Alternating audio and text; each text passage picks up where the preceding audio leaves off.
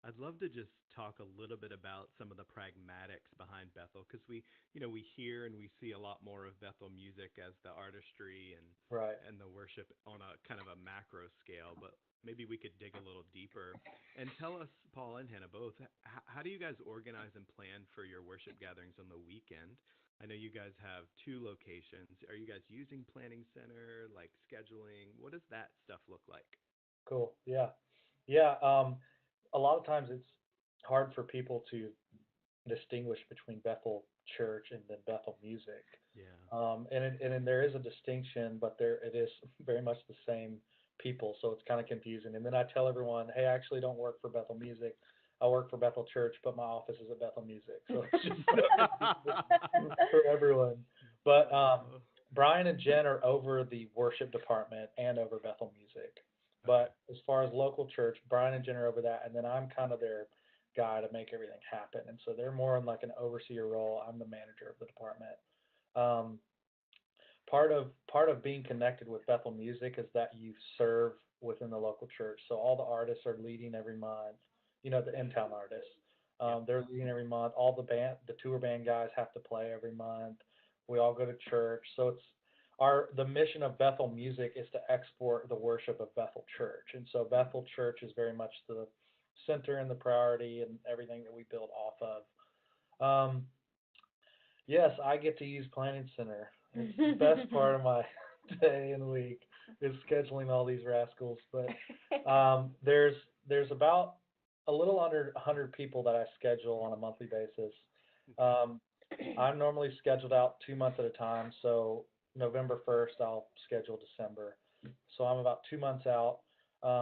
We've definitely gotten better over the last year or so of being connected with the Bethel Music Events crew because um, it was really tough there for a while when I started because we have this core value of taking care of the home front, taking care of church, Yeah. but then we'd have these tours that are gone for 3 4 weeks at a time, and it was really hard to maintain quality and excellence at our home front. So we've kind of got a 2 Sunday rule. No one misses more than 2 Sundays a month, and Okay. then we do a good job of meeting with as a calendar team and make sure that we're making the home front strong. But playing 2 months out, and then yeah, we've got how many services do we have a weekend? We have a Friday night team that also does our Sunday 1 p.m. team. Okay. We have a Sunday morning team at College View, our main campus, which is the stream service. That's 8 and 10:30. That's another team. Then we have a Sunday night team. That's another team. And then our Twinview campus, which is our smaller campus, it's not streamed. They have 2 Sunday morning services there. And then their Sunday night service there is a student team from the school ministry. Okay. Cool. And I'm sorry, did you say that you plan 2 months out? Yes. Good Lord, it is heaven there in Redding, California. Yeah, it's honestly we kind of have to because there's so much going on. We kind of like Sure. we get together with the calendar and everyone's really gotten to a good place of knowing kind of a rhythm of hey, I'm at least 2 Sundays there and then it makes my life just so much better and I hate people a lot less now because we all know what's going on and everyone knows that feeling of like, oh, I sent you this request 3 weeks ago and you're just now declining the night before and so I set up a lot of kind of a lot of protocols within Planning Center to make my life and really to protect my heart from literally hating people. um, so some of my Planning Center rules that if I'm adding someone to the team, everyone knows this, and then everyone that's been on the team, I'm constantly communicating this. Um, I send out two block out reminders before I schedule. So I say, hey, I'm getting ready to schedule November. Please go in and block out any dates you have. And I'll do that twice. And then my rule is don't put any blockouts in after my cutoff time because Sure. for me, since I'm scheduling so many people, I have each instrument group broken up, and then Jared, my admin guy, will go in and put in everyone's blockout dates so I can see each instrument group at the same time. And then Okay. we say accept or decline as soon as you can. Really, I try not to get any more declines anymore because um, I've said I went one step further because people were going in and I would schedule everyone and then they'd say, "Oh, I actually forgot to put my block out in," and I'm actually and then that when one person is declines, it affects four other services. So I've said if you don't put blockouts in, it's on you. So really, as soon as the schedule's done, it's on you to get someone to cover your spot. And everyone knows the people that are approved to cover their spot. And then we just have a general rule: don't decline the week of a set. So it's your responsibility at that point. Go and find someone to cover you. And really, we just promote like communication. Hey, I'm here to help you, and I understand everyone has a life outside of this, but please don't, just communicate with me, and I'll do my best to make everything work for everyone. So it's really made my life easier, and I think it's easier on everyone else to know like how we do things, and it's really been pretty drama free for the last 8 months probably. That's really cool. That's great. That's one of the things that I think is so pro is to you're being strategic on the front end and setting Yeah, up a lot of things that are going to help you in totally.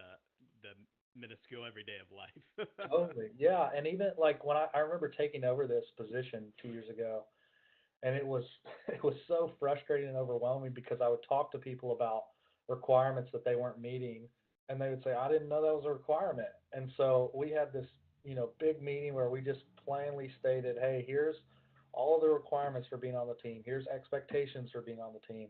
We've made up a handbook with a ton of this stuff, and really it's just so much easier when people know what you expect of them. People, they want to be on the team and they want to do what you want. I think as leaders, sometimes we assume a lot and think that people know, and a lot of times they're like, I didn't even know that was a rule. I'll be glad to follow it. I just didn't know. So true. Yeah, Yeah. that's so important. Let me ask you this: how much? I'm just so astonished about planning 2 months ahead. How? When do you plan your songs? Are they 2 months as well? No. Okay. Our set lists have really kind of, even within this year, have gotten better as far as planned out.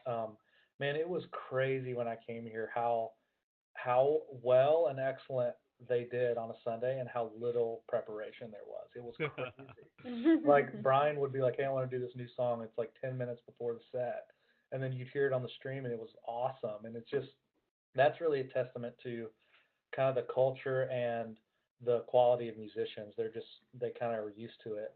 Now our protocol for set list is I have an overseer over Friday Night World, and so any Friday leaders they'll be planning their set list. They'll send it to a guy named David Whitworth, who will approve the set list. And basically, he's just making sure the songs works for the team and that like the flow and order feels good, and that they're not doing any like oddball songs that we wouldn't do. Most of our leaders, by the time they're on a major set, they kind of know what songs work, what don't. And then for Sundays for our other campus, I oversee that, and then Brian will oversee all the Sunday stream stuff. But we're like week of with set lists, so we're on a Friday, we ask people to get their set list out by Wednesday, and then a Sunday, we ask them to get it out by Thursday. Um, that's actually like a huge improvement for our world. I know a lot of people plan a lot further out with that. Um, that's kind of the best we can do right now. So good. And then you may have already answered this. I just didn't catch it. But how much are you like theming your services, like with whoever's preaching? Yeah, there's actually like 0% of that. Okay. We actually don't know what Bill's going to talk about unless he's doing a series, which is very few and far between. Um, the main speakers are Bill, Chris, Valentin, Eric Johnson, and then Danny Silk, and then some others. And so, because everyone travels so much here, there's not a lot of like continuity between weeks. And so, um, we normally, unless it's a Sunday night and it's a special thing, we normally don't even come up after the service and do any music. So we do, 40 minutes to an hour worship set, and then we're done, and Okay. we won't know what they're speaking on. Gotcha. Awesome. And then The Holy Spirit's sneaky, and sometimes it works out, and it's the same stuff, but it's not planned. that's an amazing answer. And do you guys rehearse? Do you do weekly rehearsals at all, or is it um, pretty tight at this point? we do. I think we all love to do more. Space is a big issue here, as far as getting rooms because of the school ministry. Because I mean, I heard the other day there's like 100 ministries. It's like crazy how many different ministry things are going on during the week. And so we have, for our Friday night service and our Sunday night service, it's just a 2 hour rehearsal before the set. For our Sunday morning services, we have a Saturday rehearsal most weeks. It kind of just depends on travel and different things. But that's just because sound check, the service on Sunday morning is 8 a.m. and we're rehearsing at like 6:50, and so there's just not a lot of time. So Gotcha. those are only two rehearsals, Saturday afternoon for Sunday morning. And then here was a question from Bethany, I believe it was. Is it the worship leader's responsibility to create the set list, or do you do that? Yeah, so we have our model's kind of normally always a leader and a co-leader, and a lot of times now two co-leaders. And what the leader will do, he'll just text the co-leaders, hey, what songs are you feeling? Can you send me some options? And then and then the leader will make the set based on their suggestions, what he's feeling. But like a Sunday night, we'll probably get to 5 songs. The leader will probably lead 2 to 3, and then the co-leads will lead 1 to 2 each. But yeah, the leader's doing that and then bouncing it off either me, Brian, or our other overseer, just to make sure. And then as far as the new songs, we ask people only to do one new song a set if they're going to do a new song. Okay. And then those new songs are always run through Brian for approval to do them. And so normally we'll just send like a voice memo, something like that. Hey, I want to try this new song. Normally he'll get together with them and write on it and make sure it's good. When you say new songs, you mean people that are like original writing. songs, Yeah. Yeah. Awesome. That's incredible. We did have a question as well. You said that you create like a handbook and like your expectations and stuff for worship. Is that public? Do you guys have that available, or do you share that at all? It is available. It's really just the email the worship department and get it. I wonder if there's an easier way to do that. I wonder if I could send it to you, Jason, and you could send it out or something like that. But yeah, that sounds good. Either that or just email worship@bethel.com and we can send it out. You got it. That's awesome. Do you guys, as far as songs go, do you have a repertoire, like a library, or is it kind of anyone can pick anything? As far as like what's approved to pick from? Yeah, on Sundays. Yeah, that's really honestly just kind of a unspoken thing, sort of. People just kind of know what songs, and probably like every church, you go through, a month. If you looked at all the songs being done, a lot, everyone's doing "What a Beautiful Name," and everyone's doing, all the big songs and bigger songs that we've been writing. But there's not really like you can't do that. If they text and like, hey, I want to try this, and it's like not a super corporate song or something like that, then we'll obviously be like, hey, I don't know that I'd do that. But as far as like database store and all that, we used to use Worship Next for all our chord charts and songs. We've moved everything to Planning Center now. So, obviously they have a good database of storing songs, charts, MP3s, all that stuff. Awesome, man. Thanks. All right, let's go. You talked about scheduling teams. You're awesome. This is a good one. How do you guys recruit new worship team members? And the question that I would have is, are they all volunteer or are they all paid? And how does that work for your locations? Cool. Yeah, we recruits and volunteers, right? We have the blessing and benefit of the school of ministry, and so if everyone doesn't know, it's called Bethel School of Supernatural Ministry, BSSM, and it's a 3-year school, and there's worship every day, and so each year has an hour worship set, and there's like 4 or 5 teams per school year, and so Joanna Fincham oversees first year, Callie Heiligenthal actually oversees second year worship, and then we have a 3rd year worship overseer, which is more of an internship. But the benefit of that is that you've got people going through 3 years of school. They're being taught on worship, theology, all of our core value stuff. And so I would say probably 85% of the people on our team have come from the school of ministry. It just makes sense, and they've been through the process. If we add someone not from the team, it's normally through relationship, or we definitely take auditions and stuff. We kind of moved to primarily a video audition process because live auditions just take so much time, and a lot of times they're actually a waste of time because you get 100 people and 10 of them you want to add to your team, and it's so we've set up kind of a template email where people can email the department, hey, I just moved here, I'd love to be part of the team. And so we'll kind of give them our requirements. You got to play to a click, you got to have gear, you got to, all these things. Got to be a U.S. citizen. That's a real thing in Reading. Everyone's from somewhere else. And then as far as volunteer and all that, we are all 100% volunteer. Even when I lead on a Sunday, I don't get paid for it. That's kind of a model that Bill has wanted to keep, our pastor, Bill Johnson. And so we'll get paid for conferences, special events, stuff like that. But as far as weekend, everyone's on rotation as a volunteer. Awesome. Very cool. And everybody's volunteering. Cool. And then who decides, whether you're going on tour or you're going to be at church? Is that you who decides that, or does Brian and Jen do that? That's a good question, Jason. I don't Okay. There's an events team which is run by Dominic Chabon, and he'll kind of feel it like, because I think right now there's 17 artists on the Bethel music label, and so he's trying to, be strategic on, hey, these people should go on this tour and they pair well with these, because on tours we have 2 worship sets and there's normally 3 leaders each set, and so that's 6 leaders at a tour. So he's being strategic with that. But Brian and then Joel Taylor, he's the CEO of Bethel Music. They'll obviously have a huge say in that, and cool. Who's being highlighted right now, that kind of thing. But that's very much out of the Bethel worship, local church world. That's the events and Bethel Music. Great. Your southern accent popped out crazy when you said highlighted. Highlighted. He's being highlighted right now. Hey, first you can see an awesome typo there that says, tell us about your songwriting process. Tell us. Tell us. I was trying to get that southern accent in there. Oh, man. Hannah, I would love to hear from you about this. I know you guys are a team in writing, but it would be great just to hear your perspective on specifically, you and Paul on what your songwriting process is.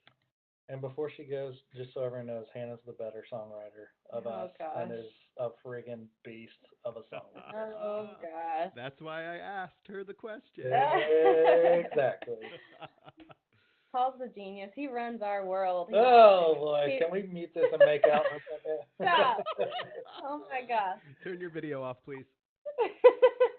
Amazing. No, Paul runs our world, all the logistics and stuff, and then I just be creative and do all the unimportant stuff. No, our songwriting process, it really looks different for every artist here. Okay. It kind of depends on what your strength is. Yeah, but for me, I've figured out that my main strength is melody, so I always usually start there. And it took me a while. I think Brian actually was the one who's like, you know what, you guys are melody people. And we're like, we are? And I think from there it really helped us figure out, that's where we start. And from then on, I just carried my phone. I have the voice memo app, and I always record any kind of melody that comes to my head. Cool. And so whether it's beautiful or really bad sounding, I always record it and go back and work on it later. Yeah. I think especially this season has been a season of songwriting for us, and I've been really intentional about, I try not to shut my brain off even when I'm at home with the kids and working. I'll record ideas or just try to worship when I'm at home as well. But I've also been intentional about, getting babysitters and going to the studio and write and just being by myself or co-writing with people. So I think that's a balance, especially for, anyone who's not doing this full time but loves writing. I think it's super important not to turn your brain off, whatever you're doing, but also, go after it. I think Paul and I have really just begun doing that. We've just started being really intentional about setting appointments and going after it. Logistically, so it looks like melody, it looks like we've started using, Google Docs. we love when we went to Nashville a while back. We wrote like 10 songs in a week, I think, that we were there, and it was such a fun experience getting to see a little bit like all of these people were just professional writers. Like that's what they did 9 to 5, and I loved seeing that because they were really professional about it and really intentional with their time in songwriting. And so we would go and they use Google Docs, and so we could all write out ideas and throw things out and see it as each other. yeah, it's just a super fun process, and something that we've learned along the way is not to be kind of not to hold on to your ideas super tight. Sure. And not be a baby if they don't like your idea. Yeah. That can be hard. It can be hard letting ideas go, but I think if you don't, sometimes you can have a good song that just stays good when it could be really great if you could let other people have an opinion on it. Yeah. So that's been key for us, is just kind of throwing things out there, dare to suck, as some people say. Dare to suck, that's good. I think really, like, for us, the thing that's been a game changer for us as songwriters is just doing, like, deciding this is part of our life and a normal thing that we do, and not, for a long time as a songwriter, it was like, I've got to get inspired to write this big, awesome song, and it really just, I don't know that I've written a song out of inspiration in a really long time. It's just, I'm a songwriter and that's what I do. Yeah. And it's not that it's not like out of passion or anything like that. It's just like Hannah sets up 2 appointments every week and has a babysitter come and goes to the studio, and she's going to write a song. And we do a lot of co-writing because that helps when you feel stuck or in a dry place, having someone else to, hey, that idea that you're tired of is actually a really good idea, and you just can't hear it anymore. So doing that, and just, every week I'm going to have 2 or 3 songwrites in my schedule. And it just kind of helps you get over I don't know if I can do this, or I don't, you just, no, this is what I want to do. This is what I'm going after, and I make time for it. That's amazing. One of the things that I've always noticed just about songwriting is, number one, it's such a mystery, right? Sometimes it doesn't come the same way. Yeah, totally. It'll be like chorus first, and the next one will be like verses first, mix first. But then also, you can't swat at the wind. Like, you have to be strategic about it. You have to continue to craft, your craft, skills, and learn from other people, and really put that effort in, because it's not just going to happen. And I think that's what all of us want. Totally. Yeah, I know, man. It's so easy to just want it to fall in your lap, and that when it does, it's a gift, but it's a rare gift that happens. Yeah. We, I think we couldn't stress enough co-writing. I don't know that Hannah probably does a little more writing on her own than I do. I love to co-write. I just think for me, it's been the recipe for success. And this is kind of a fun story. We went to Nashville last year, wrote a bunch of songs, and we met a guy there named Tony Wood. He's a writer with Word Music. He actually wrote the single for Reba McEntire. It's like so random and funny. But he's like, I don't know, probably in his 50s or 60s. He looks like an accountant. He can't sing, like, terrible voice. No melody. No melody ideas, like, doesn't think in melody, only thinks in lyrics. He, like, shows up to the songwrite with a briefcase, and you're like, but we wrote with him there, and then we've been Skype writing with him probably like once a week. And we've written some great songs, and it always feels like kind of awkward at first. And we're like, does this work? We're like very different people, but it's just like, it's crazy how well we work together. So I think being open to writing with other people, and then finding your niche with people. He's very much we'll have all these melody ideas and lyric ideas, and then he's very good at crafting and making sure we stay on point with our theme. And so just co-write. It's the best way to not get burnt out. That's a cuckoo clock. Cuckoo clock. Amazing. Hey, we have a question for you guys. Is there any idea or plans in the making for you guys doing your album, Paul and Hannah album? Oh yeah. We are. Oh, We snap. Oh Okay. snap. We've been working on it. It's set to release in July. We've been writing Cool. for a long time, but we're about to start the recording process in the next month. So we're really excited. It'll be July when it comes out. Wonderful. July, you guys heard it first here Let's go. on the guest worship webinar. Amazing. We're so excited for you guys. Thanks. We're Thanks. so stoked. Yeah, we're excited. Very cool. So here's another question. When you finish writing what you have of the song, what is the process for other musicians coming behind you and actually completing the song with Yeah, instruments, like that's how a you good guys question. add the music? Yeah. Normally, like before a record process is started, if we have a new song, normally we'll just like we let a new song this past Sunday, and so we rehearsed Saturday, and we just sent a voicemail with acoustic. Hey guys, we're gonna try this new song. We'll rehearse Saturday. Be thinking of some parts and stuff like that. And normally it'll be pretty simple version of the song the first few times we lead it because we just don't have a lot of time to rehearse and come Right. up with parts and all that. Once it's like, hey, this is going to be on an album, it kind of is out of our hands, really. It goes to the producer and that process. And so they'll obviously Mhm. bring us in along the way, but it's definitely it's very much a producer, Brian and Joel, kind of that kind of thing. Nice, nice. Very cool. Yeah. Here's a good question. And actually, you told me last time the story about your sound engineers. You guys have really good sound, live sound, and Yeah. incredible online sound. Speak about that. Do you guys have training for that? I remember you telling me before, like Brian found a guy in Nashville and like was like, "Hey, you're coming here with us." Yeah, seriously.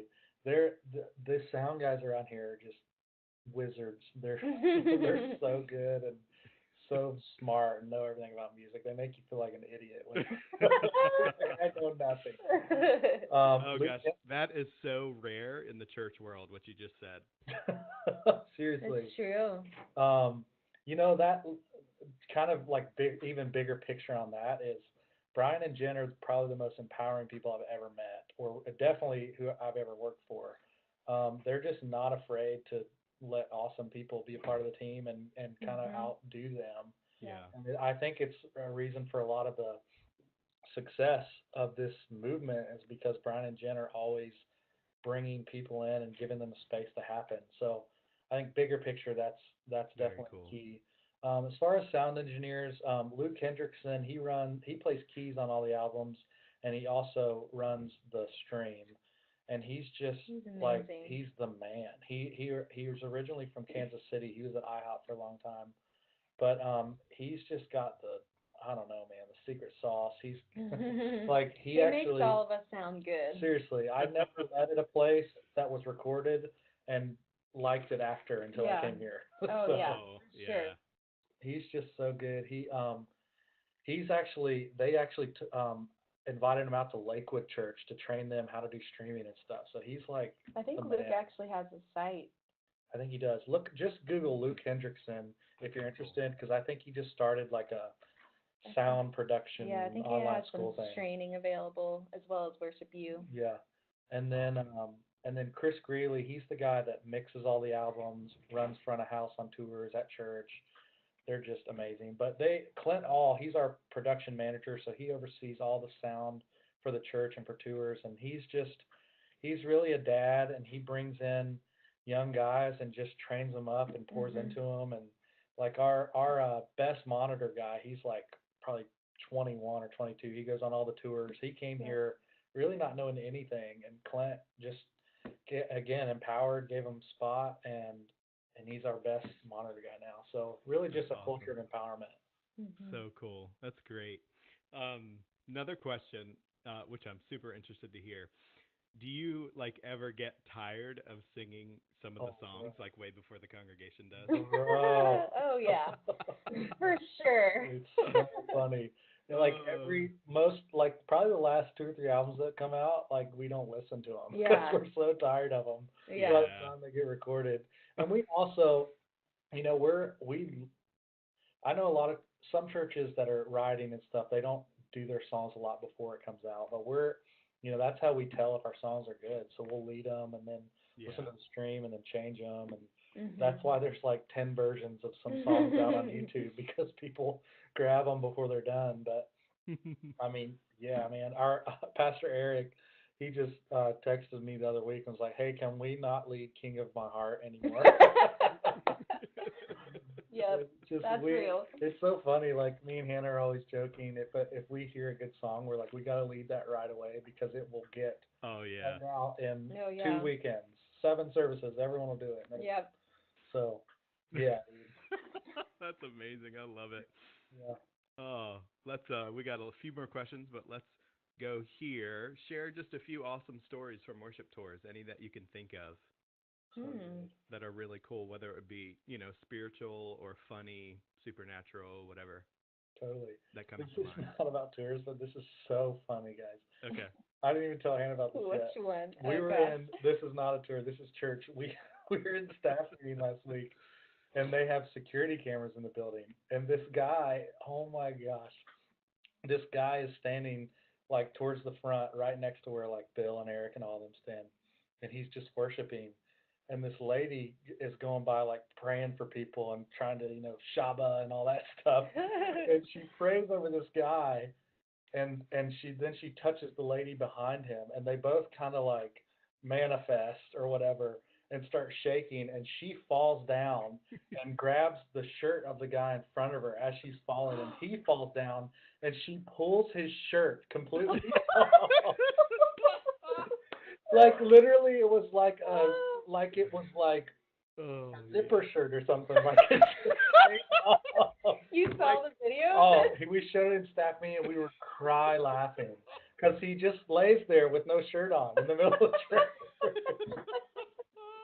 That's So amazing. that's It's like the basketball pregame suits that just oh, rip bro, off. yeah, literally, it was like a breakaway shirt. It was amazing, Oh, but That's amazing. from tours. Ah.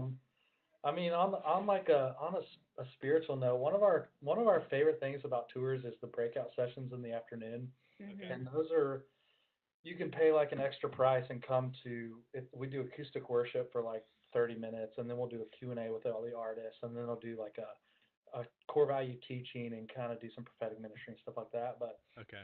that's one of Hannah and I's favorite things. We'll lead a lot of those worship sets, Yeah. and it's just really fun to you're up close and personal, and you see these. I feel like every city we go to, I'm overwhelmed by the look in people's eye when you're worshiping, and everyone is like so stoked to be singing with other people that are in the city that want it Mhm. like they do. Mhm. And it's Wow. just you can kind of just see hope Yeah. rising in people's eyes because we all know, man, like doing the local church week in week out thing is exhausting and tiring. A lot of times, not a think. It's a thankless job a lot of times. Yep. And Yep. so it's just fun to Yeah. see people getting encouraged by worshiping together, and just being together and knowing that they're not alone in their city, going after the Lord, going after that stuff. Yeah. It's That's really good. awesome. It's so interesting because every city is different, and so when we tour, we try to tap into what the Lord is Hmm. doing in each city, and it's always different. Yeah. There's like a different theme that a lot of times people do need encouragement or hope or whatever. And Yeah. I can remember one specific time, I can't remember which city it was in, but um, I had this encounter while we were leading. I physically saw the words, like it was like the Lord was writing it out in the air, freedom across the, above the people worshiping. And I felt like it was for that night. It was like that's what he was releasing was freedom and Hmm. worship. And so Wow. there are things like that that just kind of happen in every city where it's like, or you just, feel the whisper of the Lord, like say things of like what he's going to do, or, so it's kind of different in every city. Yeah. Um, yeah, so that's distinctly in my mind. And then my other favorite thing is just that Bethel Music is kind enough to let us bring our family. Yeah.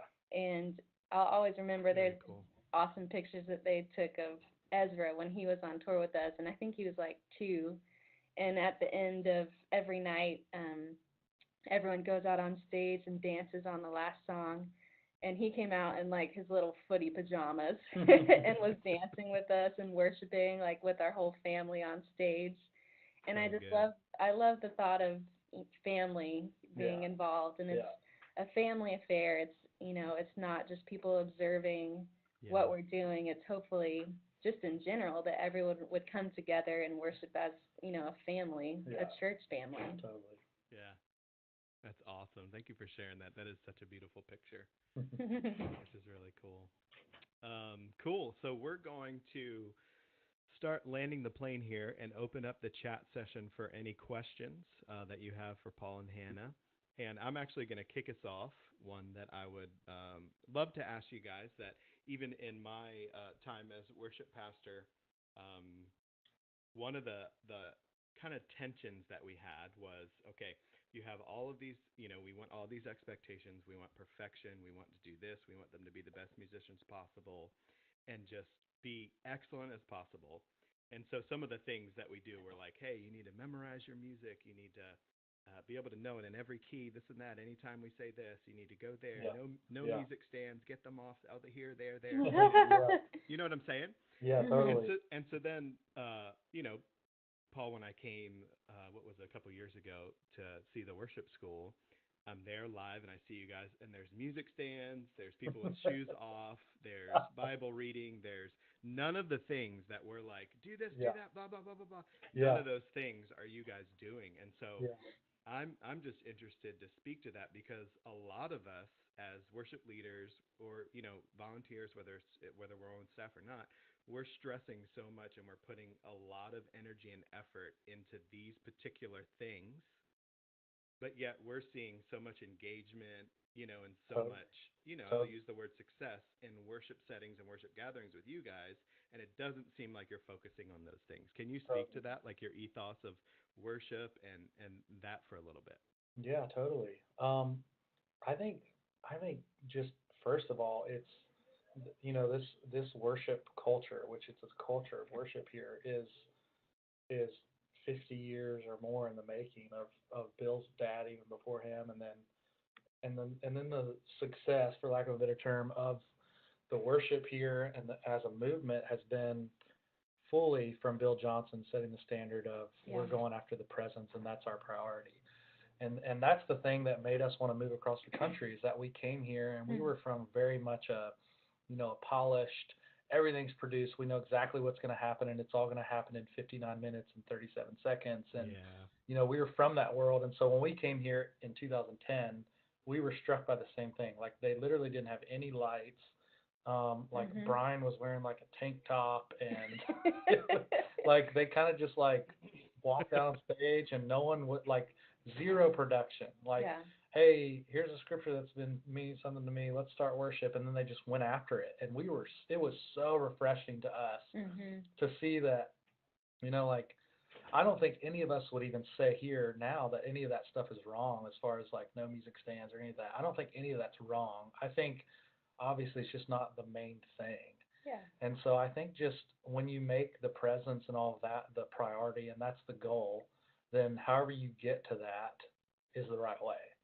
So, I think also on the flip side of that, we don't apologize for requiring excellence. And so everyone, we don't just let anyone on the team and not everyone can lead. And we very much have a standard of excellence and we think and believe that excellence is unto the Lord. And so we should all do everything with excellence. But it's just not like we want to have room for messy and crazy prophetic songs and stuff like that. So Yeah. I think it's just making sure you know what the priority and the goal is and Yeah. that you're serving that. Yeah. That's great. I appreciate that answer. One of my favorite moments recently was Brian. There are lyrics on the back wall as well. Nowadays they have the lyrics so that if we don't have our chord charts or whatever, we can read the lyrics. And Brian was singing, and it came around to like a third verse type of thing. I can't remember what song it was. It's a new song easily. It was a new song, and I guess he'd never led it before, and he was playing his guitar, like getting ready to go into the third verse, and he just kept going, and he stopped, and he was like, I need the lyrics up. Oh, amazing. I am He's so like, glad put the you lyrics shared up. that. He's like, I need you to put the lyrics up so I can sing the last verse. So Literally funny. said that in the mic. It's my favorite. Really, Oh. like, Brian can get away with that Oh, because yeah. he's the guy. And I it's love just, it. but it really, like, mess ups kind of make everyone love you more. And they're like, oh, yeah, we're on the same team. Let's do Yeah, this. it's like it separates the stage from the people. It's like, oh, right. Totally. Yeah. Sometimes I think that we take, or at least I do. You guys can speak for yourself, but I think that I take myself too seriously sometimes, Totally. right? Totally. It's It's so easy to easy do. to do. Yeah. Yep. Okay, we're gonna hop into some questions, and I know we're not gonna have time. We're kind of landing the plane here. We're not gonna have time for all of them, but we can hit on some questions here. First one is, how often do you guys get to go on tour, and how do you maintain balance between local church family and touring? That's a good question.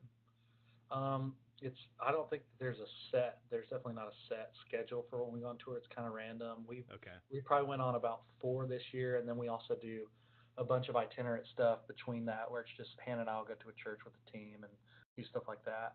As far as balance, I mean, it's like an ever evolving. Hey, how do we do this? Yeah. This is hard. There's Or no this is, formula, that's for Yeah. sure. yeah, I And- think. I Sorry. don't think there's anything such thing as balance, right? Yeah, I mean, I think I definitely don't want to get to the end of a ministry career and regret anything with my family. So we definitely want to keep our family first Mm. and make sure our family's doing okay. And we've even, we've said no to some good opportunities because we're just like, it's just not going to work for our kids or us. And which, sucks in the moment, but you're never going to regret that in the long run. So Very it true. was cool. I got to sit with Bill randomly with some other leaders and just ask him questions in his office one day. It was earlier this year, which doesn't happen. It was like very much a privilege. And most of us are younger families trying to figure this whole thing out. And we all asked them, hey, how did you do this? How did you do traveling and have kids and all that? And it was frustrating because Bill is kind of like Jesus, and he'll never just give you the answer. He just looks a parable or something. Like, can you just tell me what to Right. do?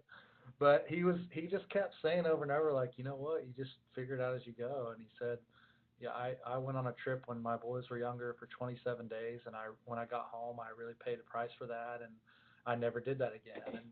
But it was just encouraging to hear from a dad be like, hey, you just follow the Holy Spirit and you do what's right for your family and you figure it out as you go along. So I think just grace to all the families out there that are doing this, because I don't know anyone that's got it figured out. Brian and Jen Yeah. included. They're always adjusting and Yeah. pivoting and all that stuff. So Yeah, and I would just add, don't compare your yeah, family to anybody else's. Don't. Sure. I think especially nowadays, just looking around on Instagram, like you can spend 5 minutes on Instagram and be like, crap, I need to oh no, do all these things, even with your family, even with like cooking Yeah. organic, whatever meals. Like you can get on there for 5 minutes and feel like a guilty parent. I And know. you have to really be intentional about, oh no, God hasn't called me to do this. God has called me to, Yeah. to do this for my family. Um, so I think it's really important to just remember what the Lord has called you to do in this season of your life Yeah. for your family, and it is always changing. Yeah, and bring your kids into it. Like Yeah. we grew up as church kids. We grew up falling asleep on the Yeah. front row on Sunday nights and don't regret that at all. So Yeah, we loved it. just church is what we do. And That's good. I would just add to I think we came here, we were probably here for a few years, and we went into the season where it's a difficult time for our marriage and our family, and we started counseling with an amazing counselor that's here, and just kind of hit this realization, working through stuff and getting breakthrough in our lives of like, oh, the Lord didn't bring us here to advance a music career or to write songs. The Lord actually brought us to Bethel and to Reading to get healthy Yeah. and for our marriage to be fully healthy so we can have a healthy family. Yeah. And that is just always the priority Yeah, come over any songwriting, over any kind of advancement, if you want to call it that, of Yeah. Ministry. music or ministry. Yeah, that's always the priority is family. Yeah. Amen. That's great. Here's another question that moves more towards Sunday morning music. When you guys are leading worship on Sundays, are you using tracks or is everything live? Yeah, we definitely use tracks. Probably half and half. Okay. I'd say we could pull off most of our songs without tracks, but it's a requirement for all of our keys to have Ableton and be able to run Ableton. And a lot of our drummers are actually running tracks a lot now too. So Okay, cool. yeah, we definitely use tracks. That's great. And then, of course, you're using Click. What's the dynamic when you guys are going from Click to free flowing? Totally. That's very much like a leader based thing, and the drummers who run the click knowing the leaders. Like me, for instance, I kind of like the click to be in on spontaneous. I feel like it helps everyone stay together better. Uh huh. Someone like Brian, he wants the whole band to stop playing, click off, and then he'll create on his acoustic and do it. So I think it's Okay. really just what works for you as a leader, and then the band learning specific leaders and what they want. And signals can help. Paul will, I see him give signals, like if he wants the click off, he'll just look at the drummer and, you can create whatever kind of signal you want to your band. But that is super helpful in the moment, like, hey, turn it off. Yeah, absolutely. That's great. That's awesome, guys. Well, hey, we want to give you an opportunity just to share kind of some last words. We have lots of people here from all over the nation. What are some things you would offer, words of wisdom, as they are leading teams, leading worship, some stuff maybe that you've learned? Mm, Hmm, good that's a question. big question. Um, I would say, just off the top of my head, something that has been helpful for me in learning from Brian and Jen is, as a leader, don't try to be everything. It's really easy, in our role as worship pastors and worship leaders, to try to be everything to Mm. everyone, and then it's just overwhelming and exhausting, and then you get burnt out. And coming That's here, good. I wanted to really build a good team, and so I have section leaders over every instrument group, and I have different people that are pouring into the worship department, and so I don't have to know all the guitar parts or know all the just really empowering and making that a culture of your department. um, I would say community is a huge thing for us. That when I was at the last church that I was at, I was kind of afraid to require people to come to anything. I was like, oh, they're already serving, they're already volunteering, I don't want to ask them to come to another meeting. And then coming here where no one's paid, there's 120 people that come to a team night, and we're saying, hey, we want you all there once a month. And I think we've seen a lot of fruit from making community and time outside of church a big priority for us. It's like the first thing I tell new people when they join the team: hey, we have a team night once a month, and that's a mandatory thing of being on the team. So empowering and community is a big deal. Hmm. Awesome. Yeah, just to add, I think hmm, for me, what's made a huge difference in the last couple years is just knowing the season that you're in. Um, I think there's just so many good things to focus on, even as if you're leading a worship team. Like I hear all the time, like we want to do our own album, we're writing these songs, and or just other focuses. There's so many good things. I just feel like it's super important for us to ask the Holy Spirit what season we're in and what specifically He wants us to focus on. Um, Otherwise, there are just too many good things, and maybe it's just me personally, but I'm just overwhelmed by all the things that I can be involved in. So I'm just constantly asking the Holy Spirit, what am I supposed to focus on? And then just having obviously daily time with the Lord. It's just such a piece to my life to spend time with the Lord, Yeah, um, and to ask the Holy Spirit about the season. absolutely. That's incredible, guys. Thank you so much Yeah, just for for sure. taking time out of your guys' busy schedule with all that you're doing. Um, Gosh, it's such good wisdom, and just really cool to get this opportunity just to go behind the scenes a little bit and hear about what you guys are doing. Totally. And yeah, just what a cool opportunity to share that with so many worship leaders from all over the nation. Totally. Thanks for having us. This is fun. Yeah, so fun. Yeah, let me say a word of prayer, and then we'll have some closing remarks. Cool. Lord, thank you so much for every single person that was able to be with us today, and everybody that's going to be able to watch this on the playback. We're so grateful for Paul and Hannah and Bethel Music, and how they're doing a lot to lead the way and encourage others all over the world in the areas of loving God, loving people, using our gifts of music just to create expression and ways to express ourselves in love to you. And so I just pray for every person here today, Maybe there's someone here, God, that's struggling and that's tired and that feels so alone. Please let them know that they are not alone, that you are with them, that there's a community of believers and people that love them. God, we just want to symbolically just lift up their arms, even in this moment as I'm praying, and encourage them to keep going, keep strong. God, as Colossians says, that in all things that you would be supreme, that we wouldn't just focus on the task at hand, but we'd focus on you, the creator, the author, and the perfecter of our faith. We honor you. We love you. I pray that something spoken today from Paul and Hannah would spark such a change and such a fire in someone today that would bring so many amazing results of glorifying you in this kingdom. We bless you and we honor you in Jesus' name. Amen. Amen. Amen. Thank you guys so much for joining us today. We really appreciate it. Yeah, thank you. All righty.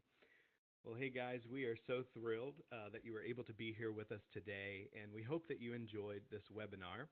Just a great time to learn from Paul and Hannah, just behind the scenes information that's hopefully helpful in your own context. And I wanted to let you know that we're going to be hosting this once a month. We're going to be doing worship webinars, and you're able to join us. And here's how you can join us if you're interested. If you go to our website, guestworship.com, we have a tab for worship leaders and musicians. And what we have done is created amazing membership options for worship leaders. One of the things that we want to do is be able to provide coaching for you in your context, be able to connect you with some amazing leaders and artists that are in the industry so that you can learn from. And so what we did is we've just created some awesome things that you can take advantage of. We have a freebie, which is $0. And what that does is they'll give you contracting services and classifieds via email. So what that means is as you sign up with Guest Worship, if there's churches in your area that we have hundreds on our list and you're in that area, we could actually provide contracting services where you could go and be a guest worship leader for that church. In that, you would get 100% of the contracting fee, which is incredible, guys. It's an amazing opportunity. The next one is the basic level. It's only $19 a month. It's contracting services. You get the classifieds. And then we have a plethora of training videos from Matt Redman, from Tim Hughes, from all kinds of awesome leaders that you can learn from. And then finally, the pro is just $29 a month. You have everything that you get from the basic and the free, but then it also includes these incredible worship webinars and coaching once a month. And so if you'd be interested in taking advantage of that, please go on there. We'll send you a link so you can check that out. What we want to do is we want to provide an opportunity to coach, to help you thrive where you are in your context. And we want to make it as affordable as possible. As we looked out, there's so many worship schools, worship opportunities to be a part of, and they can be pricey. But we want to make sure that whether you're a volunteer or whether you're full-time or whatever you're in, that it's an affordable way that we can provide an incredible opportunity for you. So typically, our worship webinars, which you just experienced, are going to be part of the Pro plan. We offered that for free just so everyone could see how awesome it would be to be a part of the Guest Worship Pro plan, so you could have these webinars and have a community of all these worship leaders that you were able to chat with and connect with. And so we just want to say, hey, if it's great for you, if it's something that would benefit you, we would encourage you to sign up for that Pro plan so that you'll be able to join us for webinars in the future. Our next webinar is with Elevation Worship, where you'll be able to learn more about the inside and behind the scenes of their scheduling and their planning and how they theme their services and how they do their songwriting. Just a great opportunity for question and answers as well. And so guys, again, we're so thrilled that you're here today. We just want to serve you so much, do whatever it is that we can help for you to get to your next level and whatever that means. And how awesome is it that just for being here today, you're going to get the handbook from Bethel Music that they use for their expectations for their teams. I'm going to be sending that out with a link for you to take opportunities for our next worship webinar, and then also so you can download that Bethel Music handbook for expectations for their teams. Incredible, guys. Scott and I, we're so excited that you're here. We are thrilled to have this opportunity to serve you, and we can't wait to connect in the future. So, hey, go to guestworship.com, check out what we have to offer, and we would love to see you next month. God bless you guys.